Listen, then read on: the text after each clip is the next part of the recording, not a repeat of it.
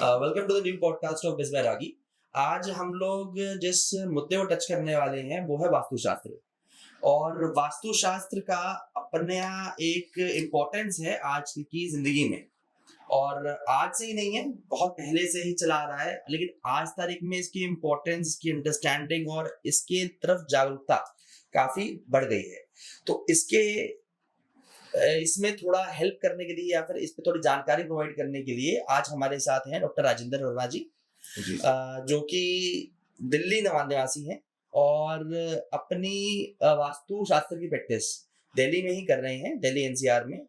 और इनका basically masters degree है वास्तुशास्त्र में और पीएचडी कर रखी है इन्होंने वास्तुशास्त्र में। और ये जिस ब्रांड नेम के थ्रू वर्क करते हैं उसका नाम है bright future astro and vastu, जिसमें ये आपको वास्तु से related issues and problems and decisions जो हैं उसको लेने में हेल्प करते हैं।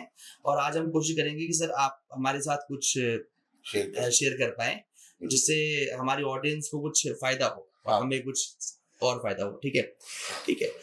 तो सर पहले तो आपका स्वागत है इस शो में। ठीक है, धन्यवाद। और अब हम बढ़ते हैं थोड़ा हाँ, इस जर्नी पे, हाँ, अंडरस्टैंडिंग जर्नी पे बेसिकली। हाँ। ठीक है, तो सर वास्तु में काम करते हुए कितना समय हो गया आपको? मैं पिछले 44 साल से वास्तु में काम कर रहा है अच्छा। और ये काम मैंने शुरू से ही मेरी रुचि रही। हैं? मैंने पहले ज्योतिष किया, हम्म।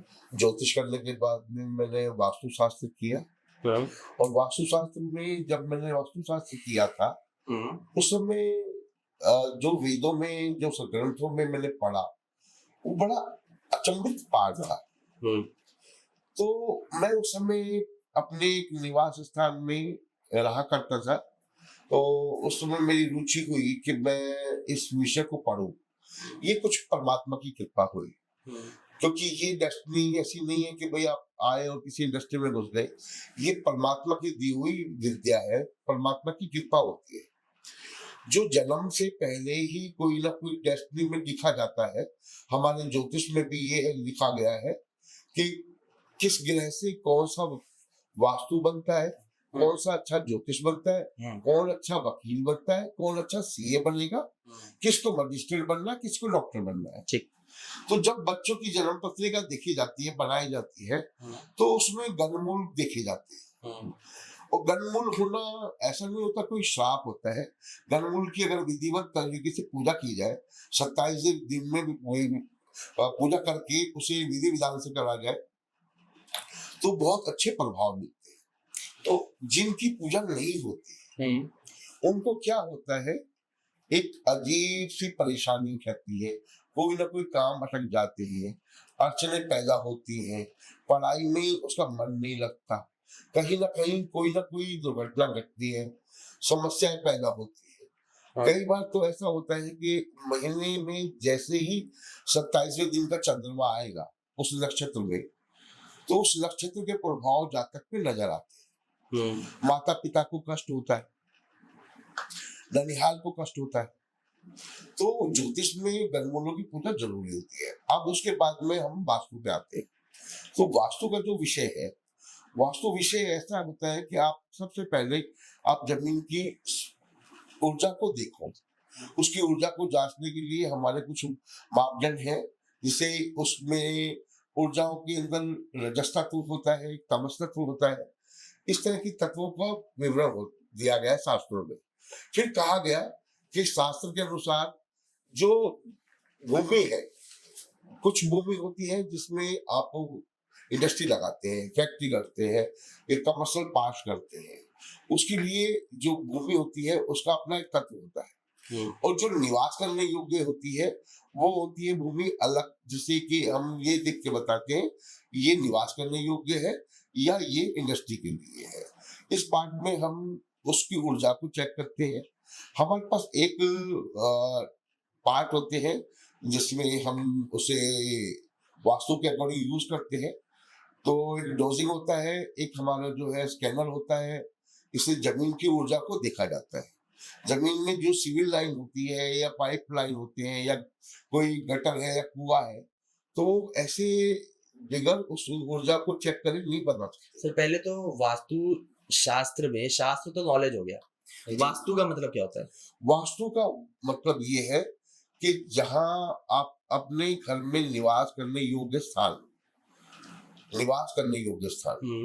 वास्तु का जो इफेक्ट है हमारे सारे व्यक्तित्व में पड़ता है, हमारे व्यापार में पड़ता है, हमारे बच्चों की पड़ता है। हमें वास्तु के निवास के हिसाब से उसमें देवताओं का प्रभाव होता है। जैसे कोई प्लॉट बनता है और उसकी जो दीवारें चिनाई करना शुरू कर देते हैं तो एक ऊर्जा उत्पन्न होती है जिसे बोलते हैं ब्रह्म स्थान की ऊर्जा। उसके बाद में ये सेक्शन बनते हैं नॉर्थ, ईस्ट, वेस्ट, साउथ और साउथ वेस्ट। इन ऊर्जाओं के हिसाब से उनकी स्थानों का निर्माण किया जाता है कि जैसे टॉयलेट के लिए सिर्फ 3 जगह है। एक टॉयलेट आप दे सकते हैं वेस्ट साउथ वेस्ट में, दूसरा टॉयलेट दे सकते हैं वेस्ट नॉर्थ वेस्ट में, और तीसरा जो टॉयलेट है वो ईस्ट साउथ ईस्ट में दे सकते हैं। तो ऐसा विधि विधान से है।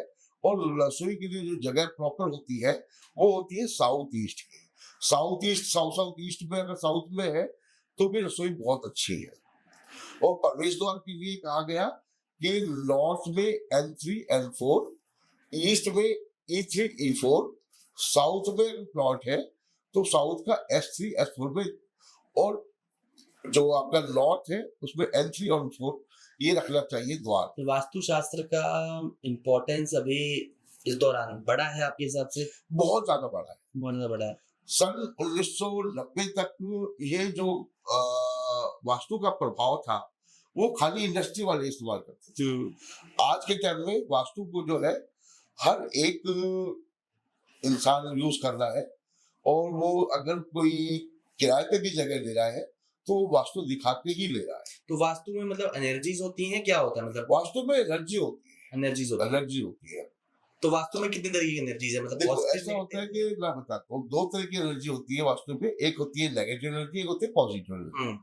अब पॉजिटिव एनर्जी की तब होती है जब आपका द्वार या आपकी व्यवस्था सही ढंग से प्लान की जाए, और नेगेटिव एनर्जी तब आती है जब आप नॉर्थ ईस्ट में टॉयलेट और साउथ वेस्ट में टॉयलेट। तो जैसे आप वास्तु शास्त्र की नॉलेज रखते हैं, आप इसको हम कर भी रहे हैं, आप किसी जगह आते हैं तो आपको पॉजिटिव नेगेटिव समझने के लिए हमें फील होता है कि नेगेटिव और पॉजिटिव क्या एनर्जी है वहाँ पे, हमें फील होता है। फील होता है आपको। तो आपको मतलब ये कुछ टाइम मतलब कि जैसे नए बच्चे कोई आता है वास्तुशास्त्र को सीखने के लिए, कोई नया लोग आता है इसको सीखने के लिए, तो उनको ये टाइम के साथ ये फीलिंग्स समझ में आती हैं या फिर कैसे? देखिए ये जो पार्ट है, ये जो विषय है, ये ध्यान का पार्ट है, स्वर विज्ञान का पार्ट है। इसमें स्वर विज्ञान की ताकत होती है। हमारे 2 तरह के स्वर चलते हैं, एक होती है चंद्रनाड़ी, एक होती है सूर्य नाड़ी। जो चंद्रनाड़ी होती है वो शुभ होती है, और सूर्य नाड़ी जब होती है जब हमें किसी से कोई सरकारी काम निकालना हो तो। जब आप इन नाड़ियों का सही ढंग से निर्णय ले लेंगे तो आप अच्छा सा कोई व्यापार की काम शुरू करते हैं जो चंद्रनाड़ी में आप शुरू कर सकते हैं। तो इसी तरह से घर बनाने के टाइम पे मुहूर्त देखना, और घर से किसी काम के लिए निकलना तो शुभ मुहूर्त देख करके स्वर नाड़ी जो नाड़ी है उनको देख करके ही करना चाहिए। जब आपकी नाक बंद हो उस समय में प्रभु का ध्यान करना चाहिए ताकि आपके काम में विलंब ना आए, कोई काम रुके नहीं। चंद्र नाड़ी जो है हमारी लेफ्ट साइड की नाड़ी है, इसे शुभ नाड़ी कहा गया, और सूर्य नाड़ी हमारी ये राइट साइड की नाड़ी है। सांस की लेने की जो प्रक्रिया है उससे आप फील कर सकते हैं कि कौन से नाक से सांस आ रहा है आपका। तो शास्त्र में ये जो साधना है ध्यान और उसकी पूरी नॉलेज, डीपली नॉलेज होनी चाहिए वास्तु की, तभी एक अच्छा वास्तु शास्त्री बनता है। अगर विषय जो है ये बहुत गहरा है, इसमें बिल्कुल आप तरीके से काम करोगे, जिसमें मैं आपको एक नक्शा शो करना चाहता हूँ आपके कैमरे के आगे कि हमें कैसे करना चाहिए वास्तु, और वास्तु का सही नियम क्या है। तो मैं आपको एक नक्शा प्रोवाइड करता हूँ जिसमें नक्शे को मैं दिखाता हूँ आपको हम कैसे अच्छा वास्तु कर सकते हैं। तो ये सीट पर ध्यान दीजिए।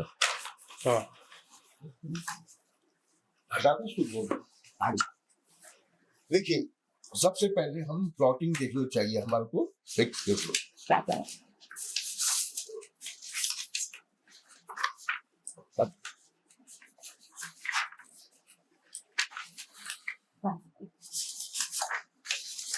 ये वास्तु पुरुष मंडल का ये विशेष रूप है। दिखा है? होता क्या है वास्तु पुरुष मंडल? वास्तु पुरुष मंडल ये होता है कि इसके पीछे कथा है। वो कथा ऐसे है हाँ। कि अर्धकासुर और भगवान शिव में मल युद्ध शुरू हुआ। अच्छा। उस मल युद्ध में ये वर्षों तक चलता रहा और अर्धकासुर और भगवान शिव के पसीनों की बूंद से जो बूंदें पृथ्वी पे टपकी उससे वास्तु पुरुष बना। अच्छा। वो जब वो जमीन पे गिरा तो वो औंधे मुंह गिरा। उसका जो हेड है वो नॉर्थ ईस्ट पे था और पैर जो है वो साउथ वेस्ट पे थे। तो ये जो विधि है इसमें जब ये प्रभाव आया तो उस वास्तु पुरुष ने तीनों लोगों को खाने की इच्छा जाहिर की। वास्तु पुष्प कहते हैं। हाँ जी, क्या देना चाहेंगे? वास्तु पुष्प अपने से कहते हैं। वास्तु पुरुष मंडल है ये, वास्तु पुरुष मंडल। हाँ, तो इसमें क्या हुआ कि जब ये चीजें हुई तो हाहाकार मच गया। तो देवताओं ने समझा कोई राक्षस आ गया है जिसने ऐसी माया बना ली है वो दुनिया को खत्म कर देगा। और जो राक्षस गण थे उन्होंने सोचा कि ये देवों की कोई यज्ञ है या कोई ऐसा कुछ है उन्होंने पैदा कर दिया जिससे कि हमें प्रभाव दे रहे। तो भगवान विष्णु ने उन्हें अपना मानस पुत्र बनाया। अच्छा। मानस पुत्र बनाया। उसके बाद में जो ये मानस पुत्र बने वास्तु पुरुष मंडल तो इनका जो शरीर पे जो विशेष अंग है कुछ देवताओं का हिस्सा है और कुछ असुरों का हिस्सा है।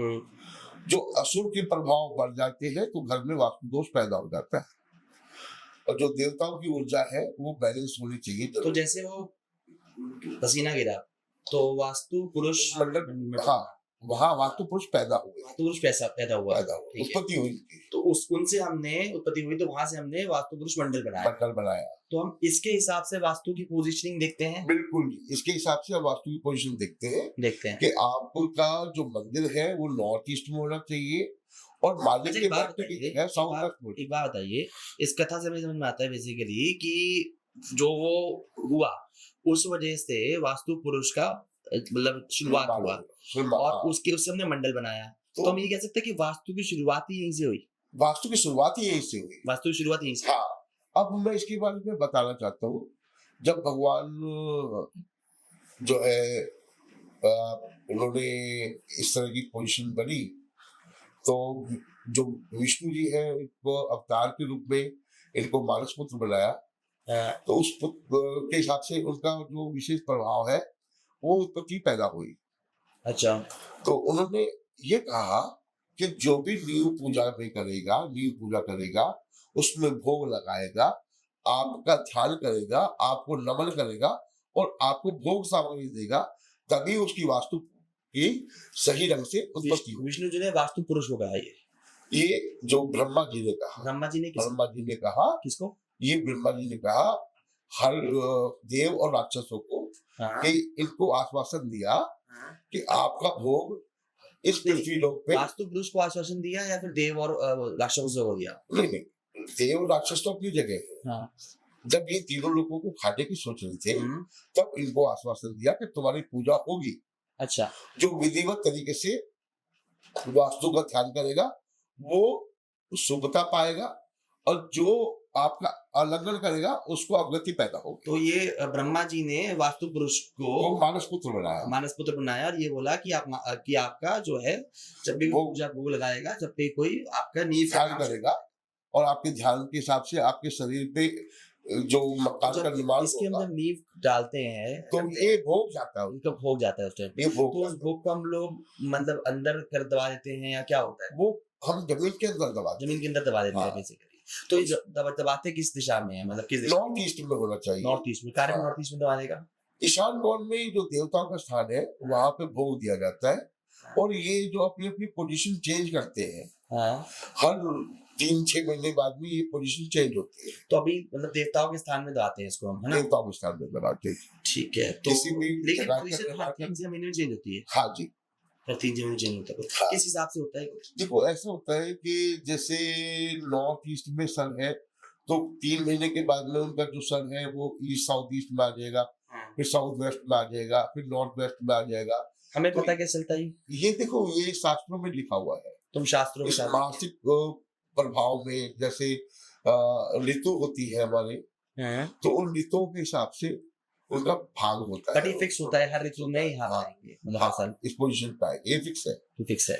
और सूरज की रोशनी का जो प्रभाव है, देखो 5 तत्व होते हैं वायु में। एक है जल तत्व, एक है वायु तत्व, एक है अग्नि तत्व, एक है पृथ्वी तत्व, एक है वायु तत्व, यानी कि द्रव्य कौन, ऊर्जा, हवा। इस तरीके के 5 तत्व है, इसको बैलेंस करने के लिए वास्तु का निर्माण किया गया।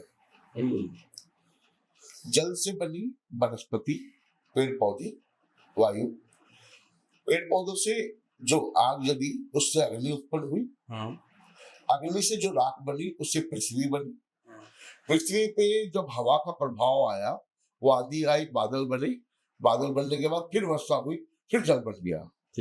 तो ये ऐसे हमारे शरीर के अंदर 5 तत्व है, सभी चीजों के 5 तो वास्तु 5 तत्वों को बैलेंस करता है, बैलेंस बैलेंस करने का काम वास्तु का ही है। बैलेंस करता है। तो जहां पर सपोजिंगली अगर हम एक जमीन की बात करें जहां पर कोई कारोबार कर रहा है या कोई रह रहा है, अगर वहां पर कोई भी इम्बैलेंस है तो हम ये बोल सकते हैं कि 5 तत्वों का imbalance। 5 तत्वों का imbalance है। तो 5 तत्वों का इम्बैलेंस वहां पर बेसिकली जमीन में है या जो लोग वहां रह रहे हैं उनके अंदर? 5 तत्वों का जो विशेष प्रभाव जमीन के निर्माण के टाइम पे इन बातों का ध्यान न रखना होता है। तो इम्बैलेंस किस में आता है? जमीन में आता है? जमीन में इम्बैलेंस होता है, जमीन इम्बैलेंस होती है, उसके कारण से बड़ी बड़ी फैक्ट्रियां बंद हो जाती है। अगर मान लो साउथ वेस्ट में अगर किसी ने पानी का टैंक बना दिया, टॉयलेट बना दिया या उसका दरवाजा हो गया, तो उसको फाइनेंशियली लॉस होना ही होना है। अच्छा, वो फैक्ट्री कभी नहीं चलेगी। और जहां तक मैंने देखा है कि लोग बहुत पानी की टंकी बना देते हैं, स्टोरेज कर देते हैं, फायर के लिए पानी की टंकी चाहिए, तो वहां पे बिजनेस खत्म हो जाता है। तो आपको हमेशा पानी का स्थान नॉर्थ ईस्ट में रखना चाहिए। ईस्ट तक आप पानी रख सकते हैं। और जो अग्निकोण है, साउथ ईस्ट का पार्ट है, वहां पे सिर्फ आपको जो है अपनी मशीनरी, अपने बॉयलर्स, अपनी गर्म करने की चीजें, गर्म स्थान है, तो वहां पे वो उनका ही स्थान बनाना चाहिए। ना कि कोई टंकी या कोई इस तरह से निर्माण करेगा तो वो विपरीत हो जाएगा काम। अच्छा, तो ऐसे इन स्थानों का विशेष ध्यान देना चाहिए। साउथ वेस्ट में जितना भी हो, ठोस जमीन हो, और वेस्ट थोड़ा ऊंचा होना चाहिए। अच्छा, ठीक है। कारोबार में ऐसा कोई एक्सपीरियंस आपका आज तक जहां पर कुछ बहुत ही दिक्कत हो और वास्तु के चेंजेस से कुछ अच्छा हो गया हो? हाँ, मेरे एक्सपीरियंस में मैंने जो फैक्ट्रियां काम की जहाँ पे बिल्कुल ही कारोबार खत्म हो गया था। एक फैक्ट्री मैंने की थी, मैंने राखों की फैक्ट्री की है। कुछ चर्चाएं मैं करना चाहता हूँ कि साउथ वेस्ट में किसी ने एक पानी की टंकी बना ली, वो जो कारोबार था बिल्कुल खत्म हो गया। जब मैं उनकी विजिट पे गया और मैंने उसको ठोस आधार से वहां पे मट्टी भरवाई, उसकी सतह को बंद करवाया, उसके बाद में काम एकदम परफेक्ट हो गया और वास्तु उनका बैलेंस हो गया। जहाँ कस्टमर थे टूट चुके थे, वो दोबारा तो वास्तु शास्त्र कोई कराता है, सपोजिंग घर है या फिर वो है, तो इसमें कुछ और बातों को ध्यान रखना जरूरी है ताकि बैलेंस रहे। वास्तु का हमेशा देखो, निर्माण के टाइम पे जब नक्शा बनाते हैं आप, तो नक्शे में किसी आर्किटेक्ट से बनवाते हैं, तो वास्तु किसी से भी कराए, वास्तु जरूर चेक कराए, और किसी वास्तु शास्त्री से कराएंगे तो आपको ज्यादा अच्छा प्रभाव देगा। अच्छा, ये तो आपने उनके लिए बता दिया जिनका घर नया बन रहा है ना? वो करे, लेकिन सब जिसका घर बना हुआ है, और वहां पे बिना तोड़ के आप वास्तु को बैलेंस कर, कैसे बैलेंस हो सकता है? कुछ हमारे विशेष देव शक्तियां हैं, उनको ऊर्जावान करके, उनका भोग लगा के, एक सिंपल सा एक इंजेक्शन पार्ट होता है, डील करके उन देवताओं की ऊर्जाओं को बैलेंस कर देते हैं, वो अपने आप ठीक होना शुरू हो जाता है। सर, हम जो पॉजिटिव और नेगेटिव एनर्जी की बात कर रहे हैं, ये है क्या? मैं आपको बताता हूँ। जो सबसे ज्यादा पॉजिटिव होता है वो नॉर्थ होता है, और जो साउथ ईस्ट है वो भी बहुत एनर्जीफुल है। साउथ वेस्ट भी एनर्जी वाला पार्ट है। इनका अपना अपना तत्व है। जैसे कि जैसे नॉर्थ में जल तत्व है, ईस्ट में वायु तत्व है, साउथ ईस्ट में अग्नि तत्व है, और जो साउथ वेस्ट पार्ट है ये पृथ्वी तत्व है, और जो वेस्ट का पार्ट है ये वैदिक पार्ट है। इसमें नॉर्थ वेस्ट का रिक्त आ जाता है। तो उन जगहों का ये विशेष वास्तु में निर्माण करने का विधि है। उस विधि के अनुसार अगर हम काम करते हैं तो बैलेंस हो जाता है। और जो नेगेटिव असर होता है वो तब होता है जैसे हमने नॉर्थ ईस्ट में टॉयलेट बना लिया तो नेगेटिव असर हो गया, साउथ वेस्ट में टॉयलेट बन गया या किचन बना ली तो बहुत नेगेटिव प्रभाव पड़ता है।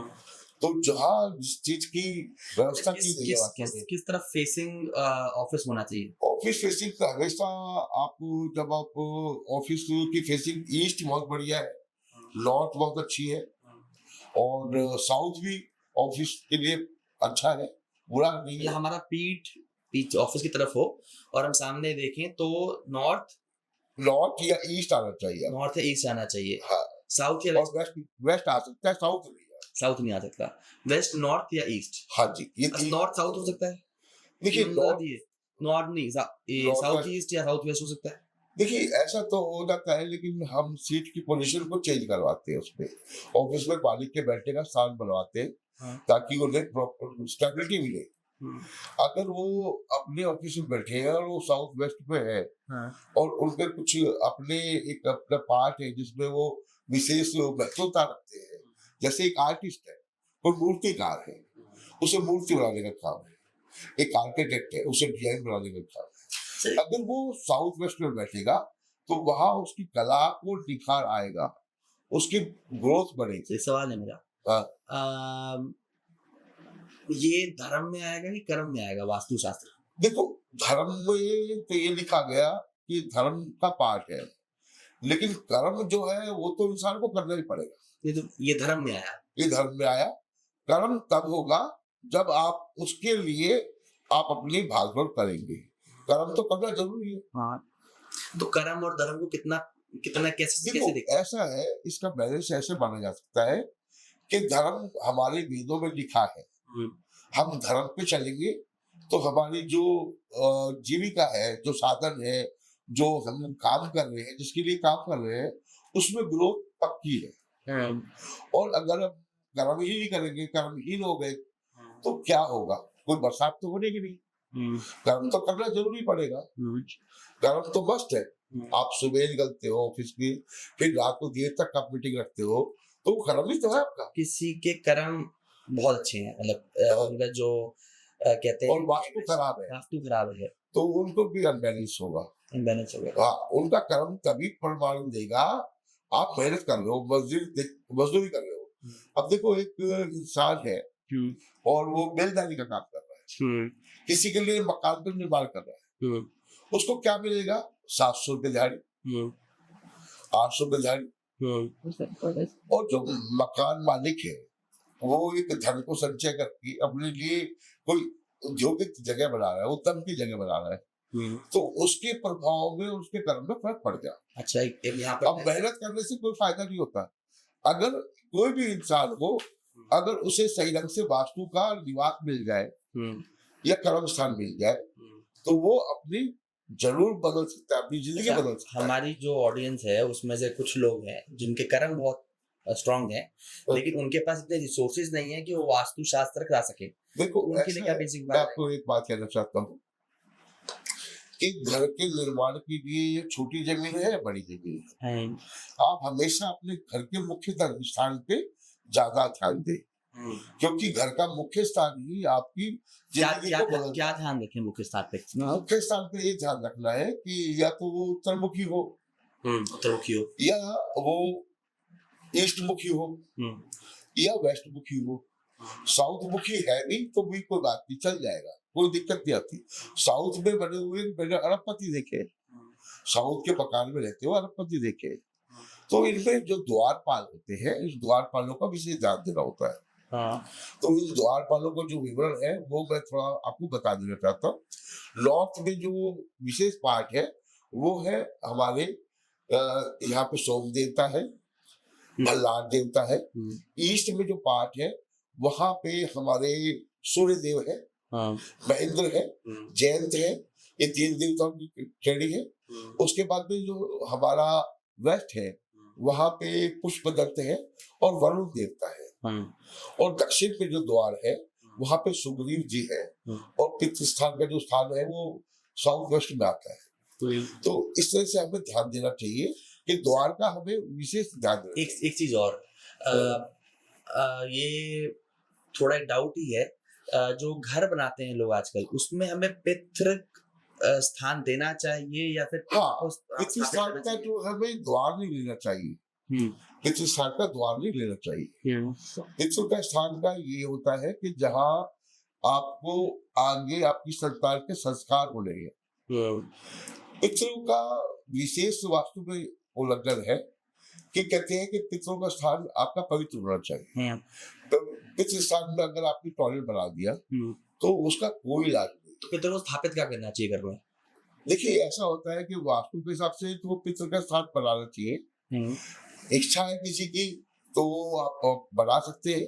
और अगर आप पितृ स्थान में जो स्थान है या जो हमारे बड़े बड़े गुजर गए उनको साउथ में ही उनकी तस्वीर लगानी चाहिए। तस्वीर लगाने में लोग बात क्या करते हैं, लटका देते हैं। ऐसे नहीं, उनको सजग से सजाना चाहिए। किसी पट्टी पे, लकड़ी के पट्टी पे सही ढंग से बैलेंस करना चाहिए। और आप कोई भी संस्कार करेंगे, कई बार क्या होता है कि कई घरों में देखा कि जहाँ पे पितृ रुष्ट हो गए तो उनके घर में कोई संतान पैदा नहीं होती, विवाह नहीं होते, कोई शुभ कार्य नहीं होते और जिंदगी उनकी ऐसे बीत जाती है। पितरों को फिर कैसे, मतलब उन लोग शांत कैसे करना चाहिए? पितरों को शांत करने का कुछ नहीं मांगते वो आपसे। वो कहते हैं कि आप जो है अपने कोई जो आपके धर्म में चलते हुए हैं, जो आपके बड़े बूढ़ों ने बताए हैं, उन देवताओं को पूजन करें और आप उनका ध्यान करके उस जगह को पवित्र रखें।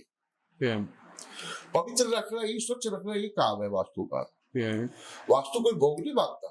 वो कहते हैं स्वच्छता लाओ, सही ढंग से लाओ, सही ढंग से रंग रखो, सही ढंग से दिशाओं के कलर होते हैं। आप नॉर्थ है तो वहाँ लाल रंग खराब करेगा, साउथ है तो वहाँ नीला रंग खराब करेगा। अब रंगों का जो प्रभाव है वो वास्तु के जीवन को बदल सकता है। अच्छा, वास्तु और एस्ट्रोलॉजी में कितना डिफरेंस है? नहीं, दोनों ही समरस है। दोनों को आपस में मिला के देखा जाए तो बहुत अच्छे रिजल्ट आते हैं। वास्तु में जो आपकी ग्रह उच्च के है, आपका मकान भी आपको उसी हिसाब से मिलेगा। अब यहाँ पे सवाल पैदा होता है कि जातक पहले पैदा हुआ या जमीन पहले पैदा हुई। वास्तु पहले देखा जाएगा या उसकी जन्मपति देखी जाएगी? नहीं, पहले आपको आपका घर मिलता है जिसमें आपके माता पिता आपको संतान के रूप में देखते हैं। तो पहले वास्तु होगा। जिस घर का जैसा वास्तु होगा वैसे ही जातक के अपने ग्रह होंगे। जो बच्चा नवजात शिशु पैदा हो रहा है उसका वो ग्रहों के प्रभाव से ही जो वास्तु के घर है उसका उसी के हिसाब से उसकी जिंदगी बनेगी। तो दोनों एक दूसरे के पूरा। अच्छा, मंदिर का लोकेशन कहाँ होना चाहिए? नॉर्थ ईस्ट पे। और सबसे बढ़िया मंदिर तो वेस्ट में होता है। जितने विश्व में मंदिर प्रसिद्ध हुए हैं, चाहे आपका साउथ इंडिया का हो, चाहे भगवान राम का मंदिर हो, कोई भी निर्माण स्थान देखेंगे तो उनकी मूर्ति की स्थापना वेस्ट में रखी गई है, जिसमें सूर्य की पहले किरण पड़ती है। और वेस्ट में जो देवता है वहां पे कहा गया कि पुष्पदत्त देवता और वरुण देवता, ये ऐसे देवता है जो आपकी मनो इच्छाओं को पूरी करते हैं। यानी जो भी आप इच्छा लिख के वहां रखेंगे वो आपकी मैनिफेस्ट होगी, वो 100% होगी। अच्छा, एक बात बताइए, ये सुबह सूर्य जल चढ़ाने से या सूर्य को जल अर्पण करने से एनर्जीज पे क्या प्रभाव पड़ता है? हाँ, जब आप सूर्य को जल देते हैं तो सूर्य की जो ऊर्जा है आपके शरीर को प्रोटीन देती है। वो ऊर्जा है जो हमारे सोलर सिस्टम से सबसे बड़ी ताकत है, जो हमारे शरीर को, पौधे को, हर चीज को पॉजिटिव करती है। सूर्य की किरणों से ही जो नेगेटिव और जो कीटाणु होते हैं उनकी मृत्यु होती है और पेड़ पौधों की उत्पत्ति भी उससे ही होती है। प्राकृतिक जो चलती है सूर्य से चलती है। सूर्य को जल चढ़ाने से आपका तेज बढ़ता है। हम्म, आपका तेज बढ़ेगा, आपकी जो प्रभाव बढ़ेगा, आपके सामाजिक क्षेत्र में आपको लाभ मिलेगा, आपका अच्छे लोगों से मिलाप होगा, आपको अच्छे लोग मिलेंगे। अच्छा, आपको कोई ऐसा कोई क्लाइंट मिला हो या ऐसा कोई भी मिला हो जिस जो एस्ट्रोलॉजी या वास्तु में बिलीव ना करता हो लेकिन ओवर अ टाइम बिलीव करना देखो शुरू कर ऐसा दिया? है, मैं आपको बताता हूँ, मैंने कुछ मॉडर्न परिवार के लिए भी काम किया, जो कि कंट्रोवर्सी से मॉडर्न है, लेकिन हमारे हिंदू रिवाज के हिसाब से उन्होंने अपने घर का निर्माण करवाया और अपने ऑफिस का निर्माण कराया, अपनी कोठी का निर्माण कराया वास्तु के नियम के हिसाब से। हम्म, और मैं आपको एक बात कहना चाहता हूँ हम्म, कि कोई भी इंसान अगर वास्तु के नियम को, वास्तु में कोई धर्म नहीं होता, हम्म, वास्तु किसी धर्म को मानना ना मानने का फर्क नहीं पड़ता, हम्म, वास्तु तो निवास के स्थान है हम्म, जिसमें आपका प्राणी आप निवास कर रहे हैं, आपका परिवार रह रहा है, हम्म, वो एक अलग मैटर है, धर्म का अलग मैटर है। आप नमाज पढ़े या मंदिर जाए, गुरुद्वारे जाए, गिरजाघर जाए, इससे कोई मैटर नहीं है वास्तु का। हम्म, वास्तु तो मानवता के लिए दिया हुआ वरदान है हाँ, कि उसमें आप सही ढंग से वास्तु को बैलेंस करके रहो, मकान को सही ढंग से बनाओ, तो आपको उन्नति मिलेगी मिलेगी। हम्म, मैंने तो ऐसे ऐसे वास्तु किया है जहाँ पे मैंने नक्शे बनाए और वहां पे उन्नति और प्रगति हजारों गुना हुई, लाखों गुना हुई, या- लाखों गुना।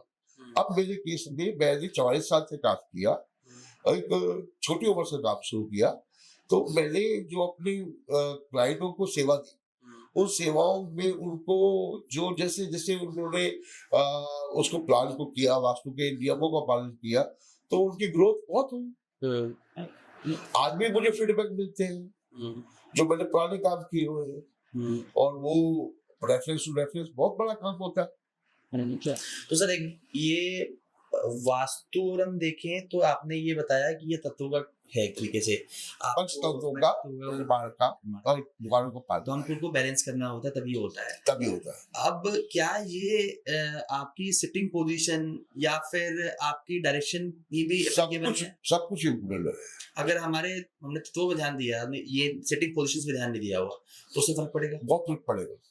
अच्छा, क्या फर्क पड़ता है उससे? देखो फर्नीचर में ऑफिस में जब वो कोई कोऑपरेटिव ऑफिस चलाता है या कोई बड़ी फर्म चलाता है या छोटा भी काम करता है, तो उसके मेन जो स्टाफ है उनके बैठने का स्थान और उनके काम करने के तरीका, उनके जोन पे हिसाब से उसका प्रभाव पड़ेगा।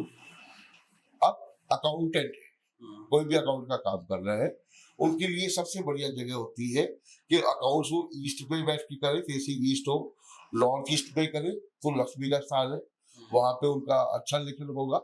तो हम इस तरह का निर्माण कराते हैं कि जैसे वहां पे उनको पॉजिटिव जगह देते हैं जिससे कि वो अपना कार्य कर सके। हर किसी के लिए वास्तु का अलग अलग प्रभाव है। दो तरह के वास्तु होते थे, एक जो हमारे शास्त्रों में लिखा गया है, दो तरह के वास्तु होते थे। एक राजा का जो भाई होता था छोटा, वही वास्तु शास्त्र पढ़ता था, तो राजा के लिए निर्माण और नगर का शहर का निर्माण अलग अलग होता था, और एक जनरल काम करने वाले के लिए निर्माण अलग होता था। तो वास्तु भी दो प्रकार के हुए, एक राजा के लिए हुआ, एक प्रजा के लिए हुआ। अब प्रजा का जो इसलिए कि भाई वो अपने जीविका को चला सके, वो नौकरी पेशा करे या राजा के साथ जुड़ के रहे, कोई ऐसा कोई काम ना हो कि उन्हें कोई प्रॉब्लम आए, तो इस तरह के अच्छा, उसका मतलब अगर हम कुंडली में आए हाँ। तो इसमें ग्रहों का मूवमेंट क्या डिपेंड मतलब किस हिसाब से दिखाता है किस देखो ऐसा होता है कि आपका एक जन्म समय, जन्म तारीख, जन्म पीरियड है और जन्म स्थान है, उसके हिसाब से उसका लगन का निर्माण होता है। चंद्रमा की राशि होती है, उसके हिसाब से उसका नामकरण किया जाता है, तो गणमूलो भी चंद्रमा से ही निकलता है।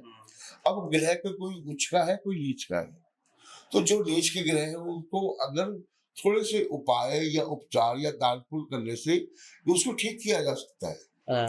और जो अच्छी ग्रह है, जो पॉजिटिव है, वो तो पॉजिटिव है ही आपकी।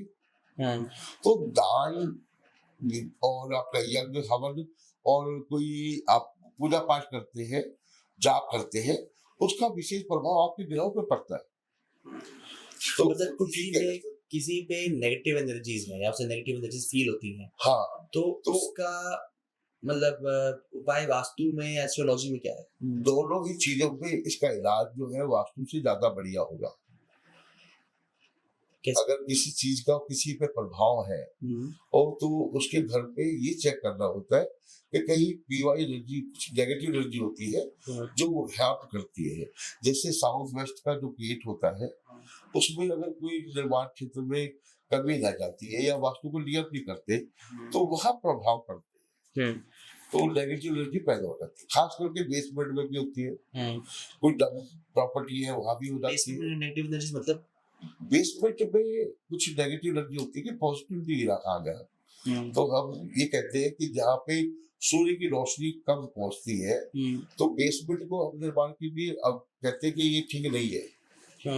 लेकिन आजकल जमीन महंगी है, हर चीज महंगी है, लोग बाग कराते हैं तो उसको बैलेंस करना होता है। उसमें ऊंची खिड़कियां, हवादार झोंके, कुछ वेंटिलेशन का ध्यान देना होता है और वास्तु का ध्यान देना होता है। वाटर मूवमेंट से मतलब नहीं हो जाता सिटी वाटर मूवमेंट से हो जाता है, लेकिन वो जो अपने तत्व है, पंच तत्वों का तो बैलेंस देखना ही पड़ेगा।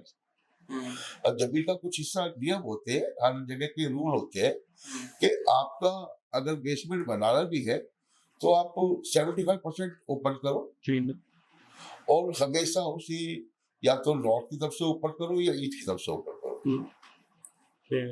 साउथ वेस्ट के हिस्से को पक्का रखो, वेस्ट के हिस्से को थोड़ा छोड़ दो, तब बेसमेंट। एक सवाल और है मेरा।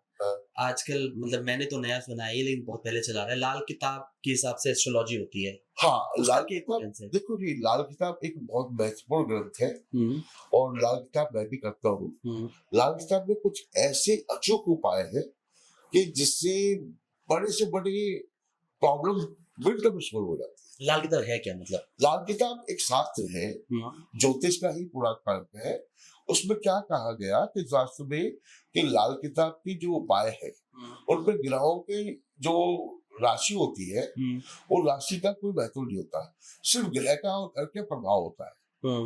जैसे 12 घर होते हैं तो 12 घर का प्रभाव अपने अपने जीवन को पड़ता है, ठीक है। और 12 घरों के हिसाब से ग्रह की पोजीशन होती है, उसमें 9 ग्रह मूल रूप से है, जिसमें सूर्य है, चंद्रमा है, मंगल है, बुध है, बृहस्पति है, शुक्र है, शनि है, राहु और केतु है। इन 9 ग्रह की मूवमेंट है। कोई ग्रह कहीं बैठता है, कोई ग्रह कहीं बैठता है। तो ये जो बात है उन ग्रहों के पोजीशन पे, उन ग्रहों के जो उनके घर है उसी से सुख साधन है सारे।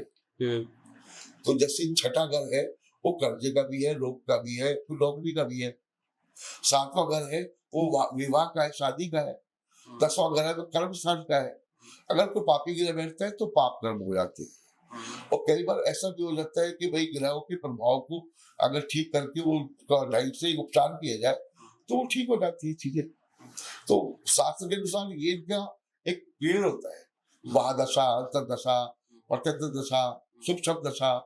तो ऐसी दशाओं के हिसाब से उनका निर्णय लिया जाता है कि आपको ज्योतिष में किस तरह का कोई क्या प्रभाव अब आएगा। जैसे दशा चलती है कोई, हाँ, तो उसमें स्टोन्स का कितना इम्पैक्ट पड़ता है? देखो, स्टोन को मूल तत्व से, मूल त्रिकोण क्षेत्र के जो है जो पॉजिटिव हो उन्हीं का स्टोन पहनाना चाहिए। स्टोन पे बहुत ध्यान देना चाहिए। स्टोन देखो, इसमें क्या होता है कि आपने कोई पापी ग्रह का स्टोन पहन दिया और आपको वो महादशा का प्रभाव है भी नहीं और आपने अष्टम भाव का स्थान का आपने लग पहन दिया तो वो आपको कष्ट देगा, वो तकलीफ देगा। बालक है उसका स्टोन पहन लिया, वो तकलीफ देगा आपको। मूल त्रिकोण, लगन, पंचम, नवम भाव, अगर इन ग्रहों के आप स्टोन पहनते हो तो लाभ होगा आपको। अगर आप 12वें घर का स्टोन पहनोगे तो आपको वेस्टेज होगी, नुकसान होगा। कुछ 8वें घर में, 6ठे घर के लोगों को राशि के हिसाब से रंग नहीं पहननी चाहिए।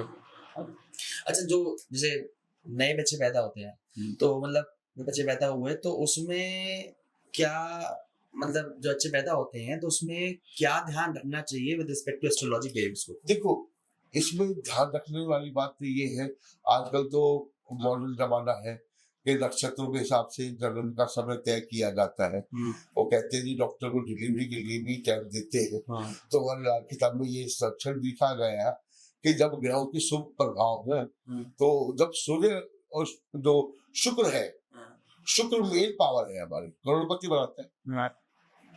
शुक्र होना, बृहस्पति का अच्छा होना बहुत जरूरी है, मंगल का अच्छा होना बहुत जरूरी। अच्छा, बृहस्पति खराब है किसी का तो बृहस्पति खराब है तो उसके लिए केसर का तिलक लगाओ, मानते थे आप लगातार लगाओ, बिल्कुल ठीक हो जाएगा। अच्छा, और अगर आप शुक्र को ठीक करना चाहते हो, गाय को चारा दो। बृहस्पति और गुरु साथी, मतलब गुरु एक ही बात है? गुरु और बृहस्पति एक ही बात है, शुक्र अलग है। अगर बृहस्पति मजबूत होगा और शुक्र भी अच्छा हुआ तो उसको करोड़पति बनना ही बनना है, अरबपति बनना ही बनना है उसको। अच्छा, कर्मों का साथ होना चाहिए वैसा। ये आपके वास्तु से ही जन्म पत्री का निर्माण होता है। अच्छा, जन्म पत्री पहले नहीं बनती। अच्छा, पुकार नाम से कितना फर्क पड़ता है? मतलब जो कुंडली के हिसाब से नाम आता है। हाँ, उसके हिसाब से हमारी राशि तत्व होते हैं। तो जैसे इन नाम अक्षरों के हिसाब से अगर किसी का नामकरण किया जाए तो उसका प्रभाव ज्यादा होता है। जब उसका नाम बेर बेर बोला जाता है, वो बच्चा पढ़ने गया तो भी उसका नाम बोला गया, और जब वो पढ़ने के बाद में नौकरी में गया उसके नाम से ही उसको जानते हैं। तो नाम एक पहचान है। आजकल ज्योतिष में भी नंबरों का ही खेल है। अच्छा, एक बात और है, आजकल तो आने वाले बच्चों को या फिर जो नए बच्चे हैं उनको कल्चर आगे देने में बहुत तकलीफ है। मतलब कहते हैं ना कि आप अपना सक्सेशन कर रहे हैं बेसिकली, आप उन्हें को समझा रहे हैं। तो उसमें आप वास्तु को, एस्ट्रोलॉजी को कैसे देखते हो? मतलब कैसे लोग अपने बच्चों को आगे दे पा रहे हैं, उसको हैंड ओवर कर पा रहे हैं, जैसे हमने पेरेंट्स लिया है? देखो ऐसा है, इसमें ये देखा जाता है कि जो परिवार में आज के टाइम में जो हमारे भारत की शास्त्र के हिसाब से जो उनको ध्यान दिया जाए या उन लोगों को संस्कार दिए जाए, और माता पिता सबसे पहले जो है वो टीचर है एक बच्चे के। तो माता पिता की अपनी विचार, आचार, व्यवहार, यही ध्यान संस्कारों के रूप में दिया जा सकता है। अब जैसे सूर्य नमन करते हैं, चंद्र नमन करते हैं, बड़े बड़ों के पैर छूते हैं, तो आशीर्वाद ही मिलता है, उससे चंद्रमा स्ट्रॉन्ग होता है। अच्छा, एक सवाल और, जो हम लोग उपाय करते हैं, मतलब कुछ लोग उसको शॉर्टकट भी बोल सकते हैं कि काम ना कर्म से बच के ये कर लिया। देखो ऐसा होता है, शॉर्टकट का मतलब उसी के लिए प्रभावशाली होगा जिससे किसी तरह से कोई अभ्रंत भाव हो गया या वो अपने संस्कारों से भ्रमित गया है और कुछ ऐसी चीजें आ गई है जो प्रॉब्लम फेस कर रहा है, तो उसमें वास्तु का या ज्योतिष का शॉर्टकट पार्ट है, उसको ठीक किया जा सकता है। उसको ठीक करने की विधि होती है, उन देवताओं का प्रभाव को ठीक किया जाता है। अभी देखो आपके पोस्ट कार्ड में एक बात कहना चाहता हूँ मैं कि हम कई बार देखते हैं कि कुछ लोग ड्रिंक होते हैं, ड्रिंक लेते हैं, ड्रग्स लेते हैं, तो उसका प्रभाव भी आपकी कुंडली और जो वास्तु के हिसाब से पड़ता है। अगर वास्तु में आपके मकान में दरार आ रही है, मकान में दरार आ गई और आपने उस पर ध्यान नहीं किया और वो साउथ वेस्ट का पार्ट है, तो जहां तक वो ऐसे प्रभाव आएगी ड्रिंक भी हो जाएगा, ड्रग्स लेगा, कुछ नशे की चीजें लेगा वो, तो ऐसे पड़ोसी के बच्चे पैदा हो जाते हैं, उनकी आदतें हो जाती है। अगर ऐसी कोई दिक्कत आती है तो तुरंत उसको वो प्लास्टर से फिलिंग करानी चाहिए, मकान को मरम्मत कराना चाहिए, फटाव नहीं होना चाहिए। किस तरीके के नशे से कुंडली पे या फिर आपके ग्रोथ में फर्क पड़ता है? देखिए कोई भी नशा होगा वो अवगति तो कराएगा ना, अवगति तो होगी, वो नियम थोड़ी ना है, कहाँ लिखा है कि आप नशे करो। नशे तो आज की जनरेशन में ये ऐसे जहर हो रहे हैं कि ये होना नहीं चाहिए, और हमारे को अपने पेरेंट्स को तो ऐसे ध्यान देना चाहिए कि हमारे बच्चों की प्रगति क्या हो रही है, उनको देखना चाहिए, उनको टाइम देना चाहिए। अच्छा, आने वाले जनरेशन के लिए या आज की जनरेशन के लिए मेडिटेशन को कैसे देखते हैं? बहुत मस्त जरूरी है। अगर मेडिटेशन है तो व्यक्तित्व में प्रभाव भी आएगा और आपके जो 7 चक्र है, जो 7 चक्र होते हैं, मूलाधार चक्र है, मणिपुरम चक्र है, तो ये चक्र खुलते हैं, हृदय चक्र है, ये खुलते हैं ध्यान से, मेडिटेशन से। तो किसी भी रोग से मुक्ति पा सकता है अगर मेडिटेशन ढंग से की जाए तो। और मेडिटेशन का तरीका है, उसमें शायद चक्र खुलते हैं, चक्रों का जो प्रभाव होता है वो खुलता है, उसी से आप, ये स्वर्ण नाड़ी का ही पार्ट है। जब हम सांस लेते हैं वो स्वर्ण नाड़ी का ही पार्ट है, ध्यान का पार्ट है, उसी से ये चीजें ठीक होती हैं।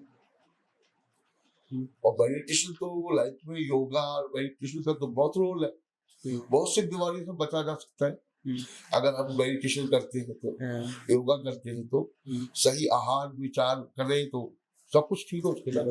कोई बीमारी आने का, प्रॉब्लम आने का मतलब ही नहीं होता। तो अभी आप, हम जब बात कर रहे थे तो आपने बताया था कि आप चाहते हैं कि आप लोगों को ट्रेन करें हाँ, इसमें आने के लिए, तो उसके पीछे का थॉट क्या है, मतलब वो? देखिए मैं ये चाहता हूँ और मेरा इच्छा भी है कि अब जो नई जनरेशन है उन्हें काम का अवसर मिले और उनको आमदनी का सोर्स बढ़े। और आपकी इच्छा अनुसार आप जब इस शास्त्र को पढ़ते हैं तो किसी को भी ऐसा उपचार मत देना कि वो आपके लिए, क्योंकि दवा होती है और उसकी ज्यादा डोज मिल जाए तो जहर भी बन जाती है। सर पर आपको नहीं लगता कि वास्तु को एस्ट्रो कमर्शियलाइज बहुत हो गया है? देखिए ऐसा होता है, मैं आपको बताता हूँ, जब किसी चीज का कोई प्रचार होता है, प्रसारण होता है, और वो जो चीजें हैं उसका प्रचार बढ़ता है और लोग जागृत हो गए हैं इस चीज के लिए, नई जनरेशन का, हमारे को तो परमात्मा का धन्यवाद करना चाहिए कि 5000 साल पुरानी चीज आज जागृत हुई है। तो ये विषय तो बहुत गहरा विषय है, इसमें सही ज्ञान का होना, सही गुरु का मिलना, सही शास्त्र के हिसाब से उसका उपचार होना बहुत जरूरी चीजें हैं। तो इसमें हम वास्तु में हम लोग या एस्ट्रोलॉजी में मिक्स करके हम प्रेडिक्शंस भी करते हैं चीजों को लेकर? हाँ, हम वास्तु के हिसाब से और ज्योतिष के हिसाब से वास्तु का उपचार कर सकते हैं, और ज्योतिष के हिसाब से भी हम देख सकते हैं कि कहीं वास्तु दोष घर में तो नहीं है, ऑफिस में तो नहीं है। ये सब चीजें ज्योतिष और वास्तु के कॉम्बिनेशन से ज्यादा बेहतर होती है। ठीक है सर, आई होप कि आप जो आज बात कर रहे हैं इससे हमारी ऑडियंस को लाभ हो और मैं यही कहूंगा कि अगर आप किसी तरह से कोई जानकारी चाहते हैं, हमारे डिस्क्रिप्शन बॉक्स में लिखा गया है, आप वहां से आप कॉन्टेक्ट कर सकते हैं। और किसी भी चीज की कोई जानकारी चाहिए तो आप लाइक, शेयर और आप जो है सब्सक्राइब करें इस चैनल को, और बहुत महत्वपूर्ण पोस्ट आने वाला। तो आज हमने वास्तु पे एक चर्चा करी राजेंद्र सर के साथ, जिसमें हमने काफी सारे एस्पेक्ट्स को टच करने की कोशिश करी और समझने की कोशिश करी कि कैसे वास्तु को हम अपने जीवन को स्टेबल करने के लिए यूज कर सकते हैं और इसके पॉजिटिव और नेगेटिव एस्पेक्ट्स क्या हो सकते हैं। देखिए इसमें अगर वास्तु को सही ढंग से प्लान करते हैं तो नेगेटिव होने का तो चांस ही नहीं है। जो नेगेटिव बनेगा ही नहीं तो नेगेटिव होगा कैसे? नेगेटिव तो तब होगा ना जब आप किसी की सलाह नहीं लेते। सही बात। अगर आप किसी से डॉक्टर को दिखा रहे हो, वो मेडिसिन आपको दे रहा है तो ठीक करने के लिए दे रहा है, खराब नहीं करेगा वो। अब जब आप डॉक्टर को दिखाते ही नहीं हो, 2 पैसे की फीस बचाओगे तो क्या होगा? तो आपको गुमराह हो जाओगे, फिर बाद में पछताना पड़ेगा। लाखों रुपए, करोड़ रुपए खर्चने से बढ़िया है कि किसी वास्तु से सलाह ले लो। वास्तु शास्त्र की सलाह लेना जरूरी है आपको।